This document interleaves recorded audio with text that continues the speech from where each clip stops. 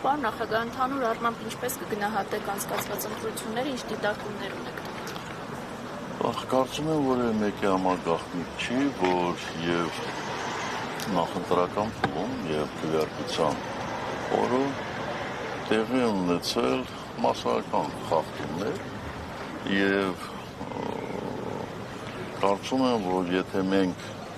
օրինակ 17 թվականին անցկացնեինք այսպիսի ընտրություններ, ապա եվրոպական դիտորդները անպայման կֆիքսեին հետևյալ նախադասությունը, որ եւ նախընտրական փուլում եւ քվեարկության օրը ընտրություններն անցել են համատարած խախտումներով,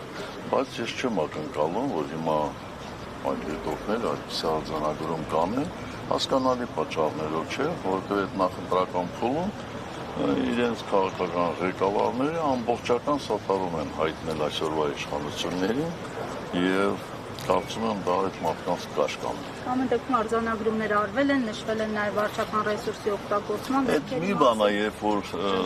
ասինքն թեթև տենց նշում են, այդ էլ չէի կարող ընդհանրապես չնշել, որովհետեւ դե շատ ակնհայտ էր էլի։ Իմ ասած ձևակերպումը դա այն ձևակերպումն է, որ ընդհանրապես դիտորդները տալիս են վատ ընտրությունների։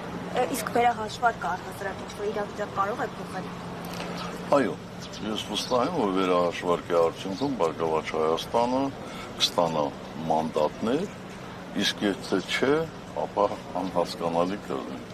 Պարոն նախագահ, Հանրապետական կուսակցությունը պատրաստ է փողոցային պայքարի։ Հանրապետական կուսակցությունը, նորից եմ ասում, պատրաստ է մշտապես սատարել այն քաղաքական ուժերին,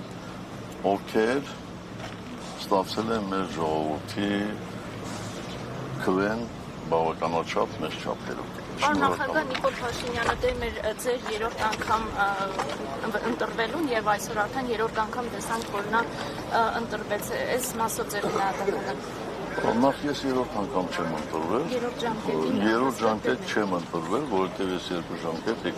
եղել եմ հանրապետության նախագահ, երրորդ ժամկետը դա նախագահի ժամկետ չէ,